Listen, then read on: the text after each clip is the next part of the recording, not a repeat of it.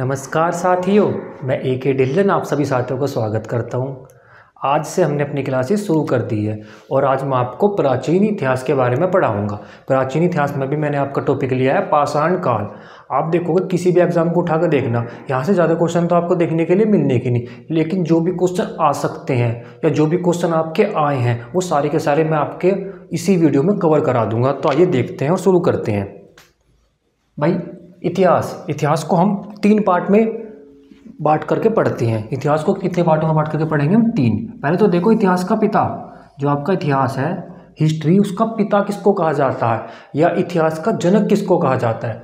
भाई अगर इसका नाम है आपका हेरोडोटस, क्या नाम है? हेरोडोटस। जो आपके हेरोडोटस है इन्हीं को आप इतिहास का जनक या इतिहास का पिता बोलते हैं। इसको कैसे याद करेंगे? देखो, इतिहास को बोलते हैं इंग्लिश में हिस्ट्री, तो एच से हो गया हिस्ट्री और एच से हो गया आपका हेरोडोटस। तो आराम से आप रिलेट करके याद कर लोगे। तो आपका हिस्ट्री, फादर ऑफ हिस्ट्री कौन है आपके? वो है आपके हेरोडोटस। एच से हिस्ट्री बनता है और एच से बनता है आपका हेरोडोटस। और इनकी बुक, इन्होंने एक बुक भी लिखी है, उसका नाम आपका हिस्टोरिका। क्या नाम है आपका? हिस्टोरिका। ये बुक भी आप आसानी से याद कर लोगे क्योंकि इसका नाम भी आपका एच से ही शुरू हो रहा है। देखो, एच से हिस्टोरिका, एच से हेरोडोटस और एच से ही आपका हिस्ट्री। तो फादर ऑफ हिस्ट्री कौन है आपके? हेरोडोटस। इन्होंने कौन सी पुस्तक लिखी है आपकी? हिस्टोरिका। ये तो हो गया आपका इतिहास का जी पिता किसको कहा जाता है। उसके बाद हम इतिहास को 3 पार्ट में डिवाइड करके पढ़ते हैं। 3 पार्ट में। एक होता है आपका पराग ऐतिहासिक काल। क्या होता है? पराग ऐतिहासिक काल। एक होता है आपका आद्य ऐतिहासिक काल। क्या होता है आपका? आद्य ऐतिहासिक काल। और एक होता है आपका ऐतिहासिक काल। क्या होता है? ऐतिहासिक काल। देखो, जो आपका पराग ऐतिहासिक काल है, पराग ऐतिहासिक काल, भाई इतिहास के जनक तो थे आपके हेरोडोटस, लेकिन पराग ऐतिहासिक काल के जनक कौन है? भाई इतिहास के 3 पार्ट हो चुके हैं, पराग ऐतिहासिक काल, आद्य ऐतिहासिक काल और ऐतिहासिक काल। तो आपके जो पराग ऐतिहासिक काल है उसके जनक कौन है? उसके जनक है आपके रॉबर्ट ब्रूस फूट। कौन है? Robert Bruce Foote. तो रॉबर्ट जो ब्रूस फूट है, ये कौन है? ये आपके पराग ऐतिहासिक काल के पिता या पराग ऐतिहासिक काल के जनक है। जो आपका पराग ऐतिहासिक काल है, इसमें हमें किसी भी प्रकार के लिखित साक्ष्य नहीं मिले। भाई कोई भी किसी भी प्रकार के हमें लिखित साक्ष्य नहीं मिले, क्योंकि इस टाइम का जो मानव था वो आपका आदि मानव था। आदि मानव का काम ही क्या था? उनका तो काम यही किया था कि शिकार करना है, खाना खाना है, उसके बाद आराम करना है, फिर उठना है, ये करना है। तो भैया वही लिखना लिखना तो जानते नहीं थे। तो हमें पराग ऐतिहासिक काल में कोई भी लिखित साक्ष्य नहीं मिले। कोई भी लिखित साक्ष्य आपके पराग ऐतिहासिक काल के अंदर नहीं मिले। इसका एग्जाम्पल, उदाहरण आपका पाषाण काल। भाई पाषाण काल में हमें किसी भी तरह का कोई लिखित साक्ष्य नहीं मिला है। इसके बाद आता है आपका आद्य ऐतिहासिक काल। क्या आता है आपका? आद्य ऐतिहासिक काल।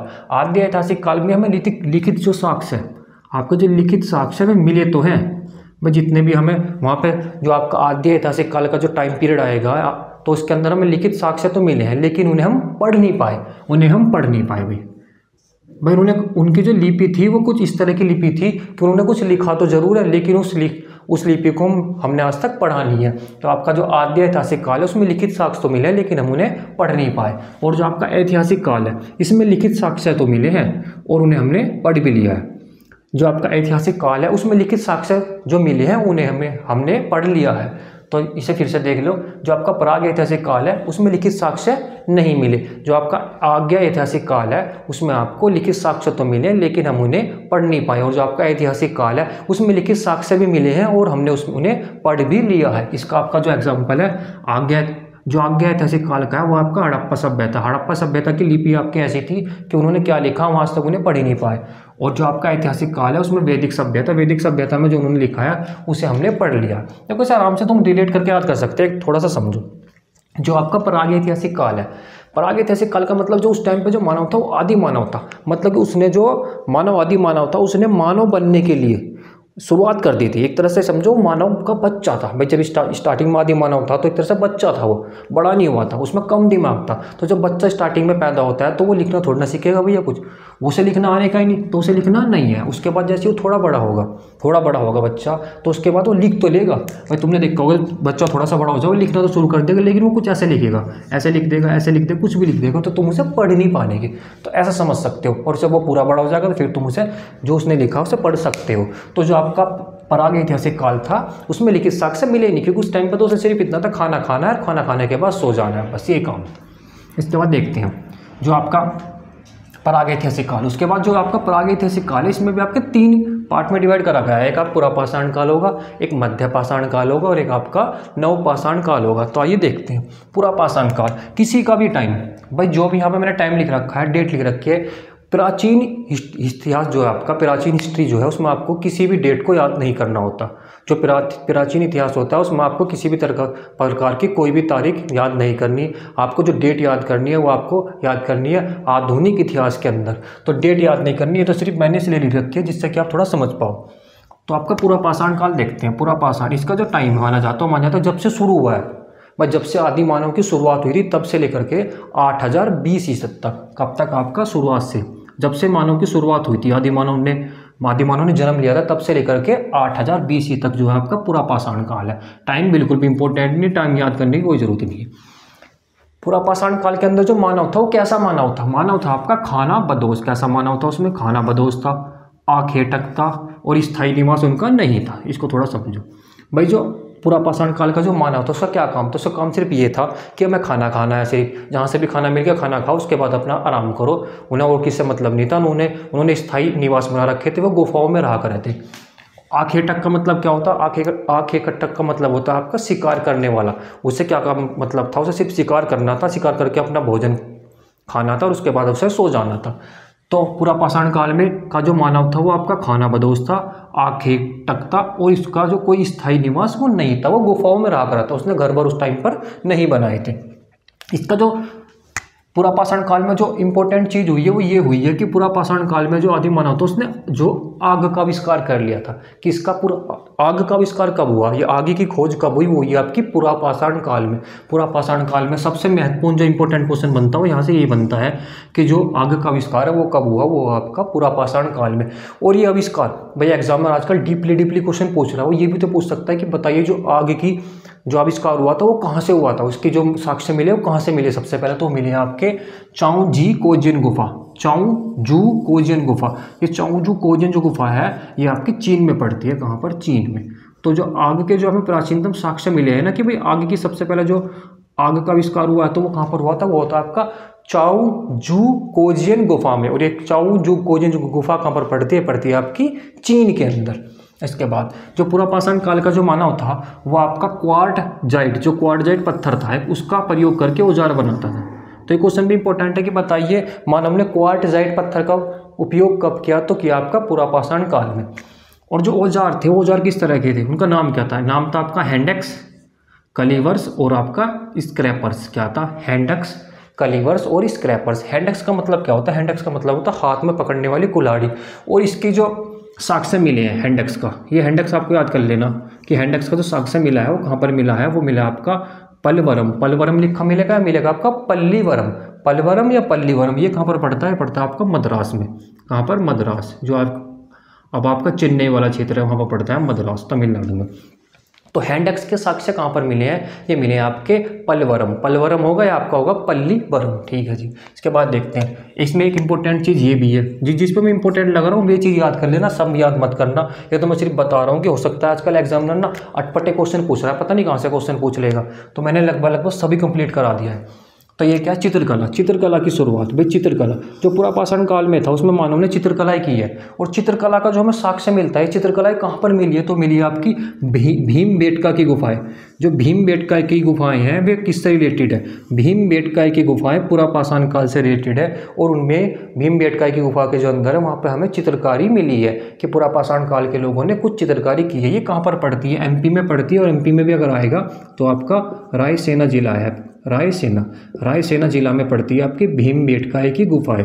जो चित्रकला जो मिली है वो कहाँ पर मिली है? भीमबेटका की गुफा में मिली है, एमपी में। एमपी में भी कहाँ पर? रायसेना में। लाइट चली गई थी तो आइए देखते हैं मानव की खोपड़ी। मानव की खोपड़ी के जो साक्ष्य मिले वो कहाँ पर मिले हैं? नर्मदा घाटी में। कहाँ पर मिले हैं? नर्मदा घाटी में। नर्मदा घाटी कहाँ पर पड़ती है?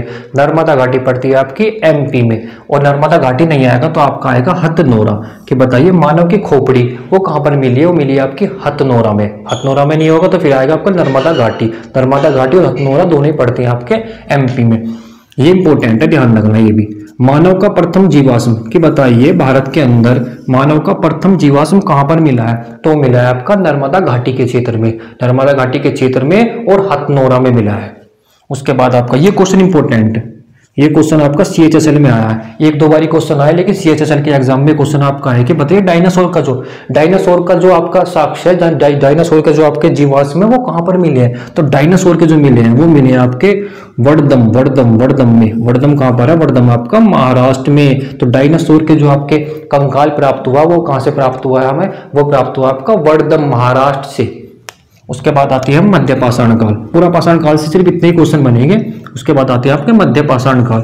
मध्य पाषाण काल का जो टाइम है वो है आपका 8000 BC से लेकर के 4000 BC। टाइम किसी का भी याद नहीं करना, ध्यान रखना, टाइम याद नहीं करना।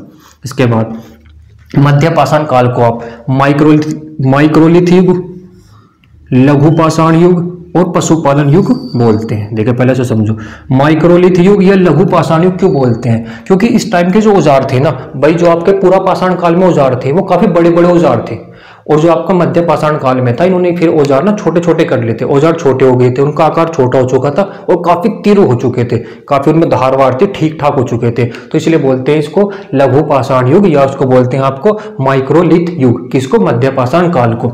देखो इस टाइम पे जो आपके औजार थे वो थे आपके हैंडक्स, कलीवर्स और स्क्रैपर। ये कब थे? नव पाषाण काल में। और जो मध्य पाषाण काल में था उस टाइम पे हो गए थे आपके जैस्पर, चर्ट और फ्लिंट। क्या हो चुके थे? जैस्पर, चर्ट और फ्लिंट। जैस्पर, चर्ट और फ्लिंट ये आपके हथियार हो चुके थे, और ये आपके आकार में छोटे थे, इसलिए आप इसे लघु पाषाण काल या माइक्रोलिथिक युग बोलते हैं। पशुपालन युग क्यों बोलते हैं? क्योंकि इस टाइम का जो मानव था उसने पशु को पालना शुरू कर दिया था। किसको पालना शुरू कर दिया था?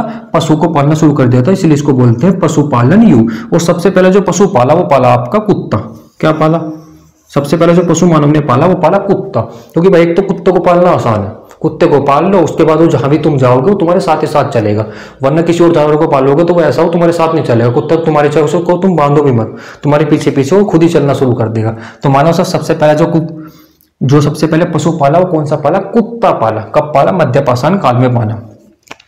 जो आपका मध्य पाषाण काल था इसमें मानव ने स्थायी निवास शुरू कर दिया था। स्थायी निवास का मतलब क्या है भाई? जो नवपाषाण काल था उसमें मानव कहां पर रहा करते थे? उसमें मानव रहा करते आपके गुफाओं के अंदर। लेकिन जो मध्य पाषाण काल आया इसने पशुपालन भी शुरू कर दिया। फिर इसे थोड़ी समझ हुई, इसने सोचा कि भाई गुफाओं के अंदर क्यों रहना, अब एक काम करो, अब अपना कुछ घर वर बना लो और उसी घर में हम रहा करेंगे। तो स्थायी निवास की शुरुआत कब हुई? स्थायी निवास की शुरुआत हुई आपकी मध्य पाषाण काल में। और इसमें मोस्ट इंपोर्टेंट, ये ध्यान रखना, ये बहुत इंपॉर्टेंट है, मोस्ट इंपॉर्टेंट, मध्य पाषाण काल में बहुत इंपॉर्टेंट है।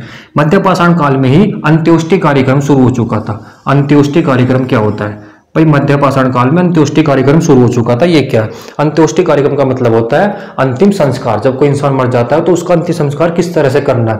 नवपाषाण काल में क्या था? नवपाषाण काल में तो ये था भाई कोई इंसान मर गया तो क्या क्या रहते, उसे वहीं छोड़ दिया करते कि चलो कभी कहीं भी छोड़ दिया, ऐसे ही छोड़ दिया। नव जब मध्य पाषाण काल आया तो फिर इन्होंने अंत्योष्टि कार्यक्रम शुरू कर दिया कि भाई अगर कोई इंसान मरेगा तो हम उसका फिर अंतिम संस्कार करेंगे, ऐसे नहीं कि वहीं छोड़ के चल देंगे उसे। तो अंत्योष्टि कार्यक्रम की शुरुआत कब हुई? अंत्योष्टि कार्यक्रम की शुरुआत हुई आपकी मध्य पाषाण काल में। पशुपालन की शुरुआत कब हुई? मध्य पाषाण काल में। और आपकी स्थायी निवास की शुरुआत कब हुई? मध्य पाषाण काल में। सबसे पहले कौन सा पशु पाला? कुत्ता पाला। उसके बाद जो पशुपालन की जो शुरुआत है भाई ये हुई थी, इसके साक्ष्य कहां पर मिले? इसके मिले आपके एक तो आदमगढ़ और एक बागोर। आदमगढ़ कहां पर पड़ता है? पड़ता है आपका एमपी में पड़ता है। और बागोर कहां पर पड़ता है? बागोर पड़ता है आपका राजस्थान में। कहां पर? राजस्थान में। आदमगढ़ भाई थोड़ा सा रेट करके याद कर सकते हो। देखो आदमगढ़, पशुपालन जो पशु होते हैं बहुत ही आदमगढ़ होते हैं, मतलब आदम को समझ गए ऐसी कि भाई तुम उसे इतनी आसानी से कंट्रोल नहीं कर सकते। तो ऐसे रेट करके याद कर सकते हो कि आदमगढ़ से क्या मिला है आपका? पशुपालन के साक्ष्य मिले। और बागोर से क्या मिला है आपका? बागोर से भी आपके पशुपालन के साक्ष्य मिले। तो पशुपालन के साक्ष्य दो जगह से मिले हैं, आदमगढ़ एमपी और बागोर राजस्थान से मिले हैं। इसके बाद देखते हैं सराय नाहर राय। ये कहां पर पड़ता है? पड़ता है आपका प्रतापगढ़ में भी यूपी में। प्रतापगढ़ यूपी में। यहां से क्या मिला है? यहां से मिला है आपका एक कब्र में 4 कंकाल। एक कब्र के अंदर ही एक कब्र थी, उसके अंदर 4 कंकाल कहां से मिले? वो मिले आपके सराय नाहर राय से। सराय नाहर राय कहां पर पड़ता है? प्रतापगढ़ में। प्रतापगढ़ यूपी के अंदर। एक आपका दमदमा भी कहां पर पड़ता है? दमदमा ही पड़ता है आपका प्रतापगढ़ में यूपी के अंदर। यहाँ पर एक कब्र में 3 कंकाल मिले हैं। कितने मिले हैं? 3। देखो सराय नाहर राय में तो एक कब्र के अंदर 4 कंकाल मिले हैं और दमदमा में मिले हैं 3। दमदमा में कितने मिले हैं? 3 ही से आप आराम से याद कर सकते हैं। देखो सराय नाहर राय, यहाँ पर थोड़ा बड़ा नाम हो रहा है तो कंकाल भी आपके 4 है। दमदमा छोटा नाम है, अगर तुम इसे वैसे ही पढ़ोगे तो 1 2 3 4 4 ही अक्षर आ रहे हैं इसमें, तो यहाँ से कम मिले हैं, कितने मिले हैं 3, और जो 4 मिले हैं वो जो उसका नाम ज्यादा बड़ा है, तो सराय नहर राय से कितने मिले हैं 4 कंकाल एक कबर के अंदर, और दमदमा से कितने मिले, दमदमा से मिले आपके 3 कंकाल एक ही कबर के अंदर। दोनों कहां पर पड़ते हैं, प्रतापगढ़ यूपी के अंदर। इसके बाद एक आपका महदा, महदा ये कहां पर पड़ता है, महदा भी पड़ता है आपका प्रतापगढ़ के अंदर। कहां पर पड़ता है, प्रतापगढ़ के अंदर ही पड़ता है। ये तीनों के तीनों, जो सराय नहर है, सराय नहर राय, एक आपका है दमदमा और एक आपका महदमा, ये सारे के सारे आपके जो पढ़ते हैं प्रतापगढ़ में ही पढ़ते हैं। तो महदा से क्या प्राप्त हुआ, यहाँ से प्राप्त हुआ आपका हड्डी के उपकरण। भाई वहां जो यहाँ से प्राप्त हुए हड्डी के उपकरण, यहाँ पर जो था हड्डियों से ना कुछ उपकरण बना रखे थे, कुछ इंस्ट्रूमेंट बना रखे थे, बना रखे होंगे कुछ भी उन्होंने। तो हड्डियों के उपकरण कहाँ से प्राप्त हुए, वो आपके महदहा से। महदहा कहाँ पर पड़ता है, प्रतापगढ़ में पड़ता है। और एक आपका सिलबट्टा प्राप्त हुआ है, सिलबट्टा कहां से प्राप्त हुआ है, सिलबट्टा भी आपका प्राप्त हुआ है आपका महदहा से। इसके बाद देखते हैं, इसके बाद आते हैं हम नवपाषाण काल पर। कहां पर आएंगे, नवपाषाण काल पर। नवपाषाण काल का जो टाइम है वो आपका 4000 बीसी से लेकर के 2000 बीसी। टाइम किसी का भी याद नहीं करना, कभी टाइम याद करने लगो, वो तो सिर्फ रिलेट करके पढ़ाया जा रहा है जिससे कि तुम समझ सको कि हाँ भाई टाइम इसके बाद कब आया और कब ऐसे शुरुआत हुई, क्या कार्य हुए। तो नवपाषाण काल में क्या क्या, नवपाषाण काल के इंपोर्टेंट कार्य क्या है, मतलब नवपाषाण काल में ऐसे क्या इंपोर्टेंट कार्य हुए। तो नवपाषाण काल में एक तो कृषि की शुरुआत हुई, कृषि की शुरुआत हुई, पहिए की शुरुआत हुई और चाक की शुरुआत। आगे की शुरुआत पुरापाषाण काल में, पशु की शुरुआत मध्यपाषाण काल में, और कृषि की शुरुआत, चाक की शुरुआत और पहिए की शुरुआत, ये सब की सब कहां पर हुई, नवपाषाण काल में। कहां पर, नवपाषाण काल में। कृषि के प्रथम साक्ष्य देखो, कृषि के प्रथम साक्ष्य कहां पर मिले हैं, तो कृषि के प्रथम साक्ष्य मिले हैं आपके मेहरगढ़। मेहरगढ़ कहां पर पड़ता है, बलूचिस्तान पाकिस्तान वाले क्षेत्र में, क्योंकि पहले पाकिस्तान और इंडिया सब एक ही क्षेत्र था। पाकिस्तान 1947 में तो अलग हुआ, तो पहले तो इंडिया का ही क्षेत्र था, तो इसलिए माना जाता है कि कृषि के प्रथम साक्ष्य कहां पर मिले, मेहरगढ़ में। कहां पर, मेहरगढ़ में। लेकिन अब वो चला गया पाकिस्तान वाले क्षेत्र में, पहले इंडिया के अंदर था। तो मेहरगढ़ में मिले हैं कृषि के प्रथम साक्ष्य। और यहाँ पर मिले आपके गेहूं और जौ, क्या मिला है यहाँ पर, गेहूं मिला है और जौ। गेहूं की 3 किस्म की थी और जो मिला है वो 2 किस्म का मिला है। इतना याद नहीं करना, सिर्फ याद करना है, ये भी मत याद करो चाहे कि भाई क्या मिला है, बस याद करो कि कृषि का जो प्रथम साक्ष्य है वो कहां पर मिला है, वो मिला है आपका मेहरगढ़ में। मोस्ट इंपोर्टेंट क्वेश्चन है, जिन पर मैं इंपोर्टेंट लगाऊं ध्यान रखना, मोस्ट इंपोर्टेंट है। कृषि के प्रथम साक्ष्य मेहरगढ़, मेहरगढ़ कहां पर पड़ता है, बलूचिस्तान पाकिस्तान वाले क्षेत्र में। और कृषि के प्राचीनतम साक्ष्य, भाई प्राचीनतम और प्रथम इन दोनों में क्या डिफरेंस है पहले समझो। जो कृषि भाई जब पहले सबसे पहले खुदाई करी गई आपके मेहरगढ़ में, तो मेहरगढ़ में जो आपके जो वैज्ञानिक थे उन्हें पता लगा कि भाई मेहरगढ़ में सबसे पहले हमें कृषि के, वहां पर जब सबसे पहले खुदाई वहां पर की गई तो वहां पर इन्हें मिल गया कृषि के साक्ष्य, तो वो तो हो गया प्रथम साक्ष्य। लेकिन उसके बाद इन्होंने खुदाई करी आपकी लहुरा देव में। कहां पर, लहुरा देव में। तो लहुरा देव में जब इन्होंने खुदाई की तो फिर इन्होंने वहां पर पाया कि यहाँ पर जो कृषि के साक्ष्य ना वो जो आपके जहां पे मेहरगढ़ में मिले थे, मेहरगढ़ से भी पुराने हैं। मेहरगढ़ में तो मिले थे लगभग 6000 बीसी के आसपास के, यहाँ पर मिले आपके 7000 बीसी के आसपास के, मतलब उससे भी 1000 साल पुराने मिले। तो प्राचीनतम आएगा तो लहुरा देव होगा, और अगर प्रथम आएगा तो आएगा आपका मेहरगढ़। क्या आएगा, मेहरगढ़। दोनों में कंफ्यूजन नहीं होना, इसलिए मैं दोनों एक साथ लिखे हैं। तो कृषि के प्रथम साक्ष्य मेहरगढ़ से और प्राचीनतम लहुरा देव से। लहुरा देव की खुदाई बाद में हुई है, मेहरगढ़ की पहले हुई है, तो जिसकी पहले होगी वो तो हो गया आपका प्रथम, और लहुरा देव की बाद में हुई है, तो हमें पता लगा है कि ये प्राचीनतम है। सबसे पहले यहीं पर कृषि की गई थी, कहां पर, लहुरा देव में। लहुरा देव कहां पर पड़ता है, संत कबीरनगर यूपी के अंदर। तो प्राचीनतम साक्ष्य कहां पर मिले हैं, लहुरा देव। यहाँ पर क्या मिला है, यहाँ पर मिला है आपको धान की भूसी, ये आपको याद करना है, धान की भूसी भी, ये दोनों याद नहीं करना है, लेकिन धान की भूसी आपको याद करनी है। कोल्डी हवा, कोल्डी हवा पड़ता है आपका प्रयागराज में। यहाँ से क्या मिला, यहाँ पर मिला आपका चावल के साक्ष्य, चावल के साक्ष्य, ये भी इंपॉर्टेंट है, ध्यान रखना, ये तीनों इंपॉर्टेंट है। तो चावल के साक्ष्य कहां पर मिले हैं, चावल के साक्ष्य मिले हैं आपके कोल्डी हवा में। कोल्डी हवा कहां पर पड़ता है, प्रयागराज में। तो चावल के साक्ष्य कहां पर मिले, कोल्डी हवा में। और धान की भूसी कहां पर मिली, धान की भूसी मिली है आपकी लहुरा देव में। लहुरा देव पड़ता है आपका संत कबीर नगर में। इसके बाद ये इंपॉर्टेंट है, ध्यान रखना, बुरझोम। बुरझोम कहां पर पड़ता है, जम्मू कश्मीर में पड़ता है। बुरझोम कहां पर पड़ता है, जम्मू कश्मीर के अंदर। यहाँ पर क्या मिला है, यहाँ पर मिला है गर्तावास। गर्तावास का मतलब होता है गड्ढे के अंदर आवास, गड्ढे के अंदर।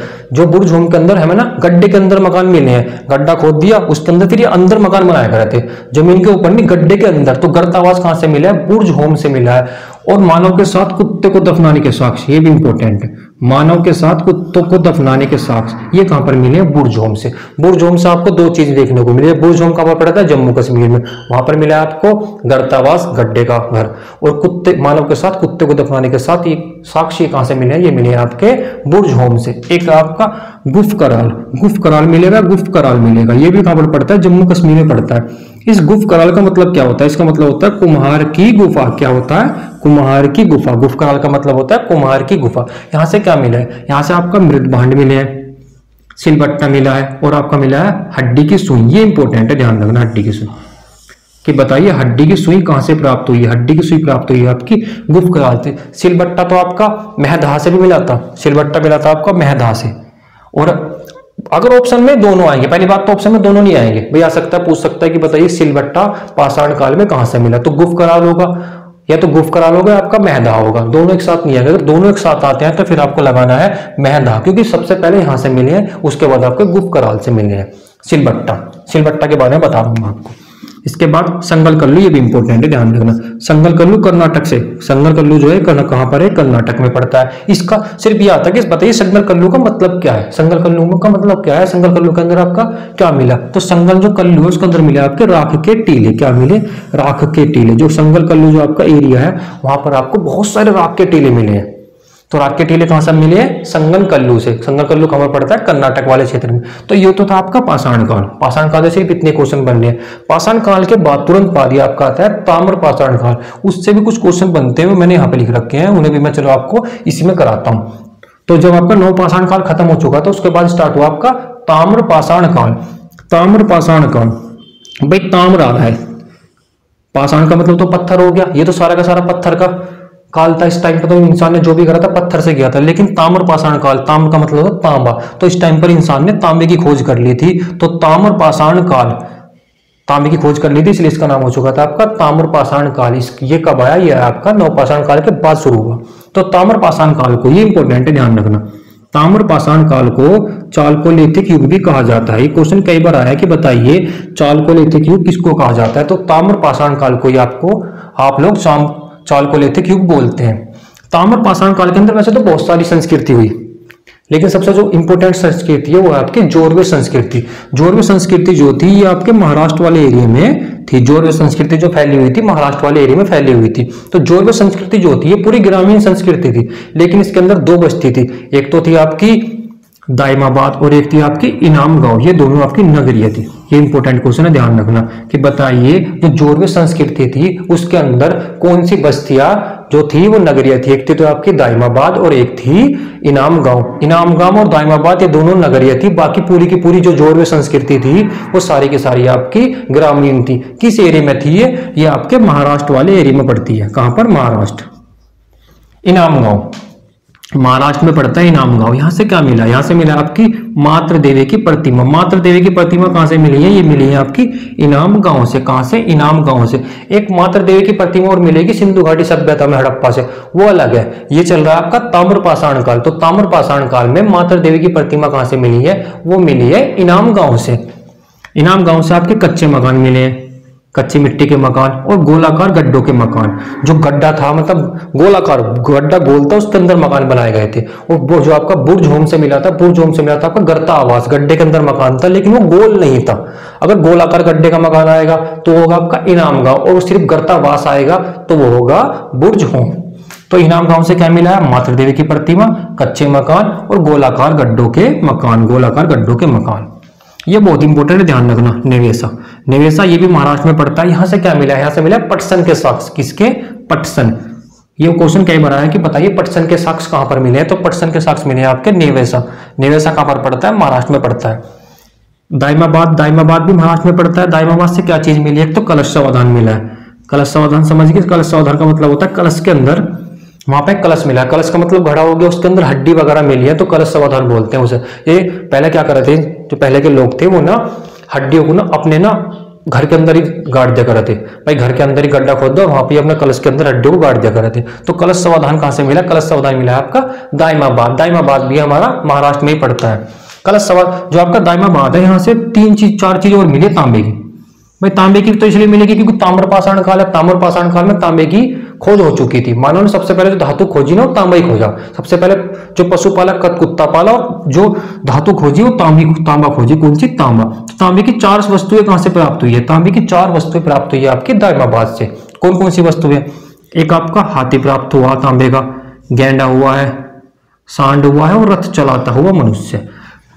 भाई तांबे की 4 वस्तुएं दाइमाबाद से प्राप्त हुई है। कौन कौन सी? एक हाथी, एक सांड, एक गेंडा और एक रथ चलाता हुआ मनुष्य। चारों के चारों चीजें आपकी तांबे की है। और कहां से प्राप्त हुई है? ये हुई है आपकी दाइमाबाद, महाराष्ट्र। दाइमाबाद कहां पर पड़ता है? महाराष्ट्र में।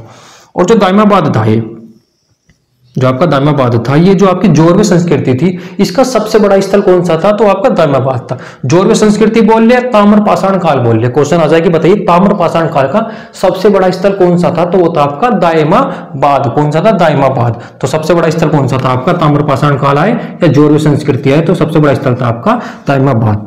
भाई ताम्र पाषाण काल या आपका पाषाण काल, इससे जितने भी क्वेश्चन बन सकते हैं वो सारे के सारे मैंने इसी वीडियो में कवर करा दिए। आप इस वीडियो को 1 से 2 बार देखना, सारे के सारे क्वेश्चन आपके लगेंगे। किसी भी एग्जाम को उठा करके देख लेना। एक भाई का मेरे पास मैसेज आया था कि भैया आरपीएफ के लिए भी पढ़ाओ।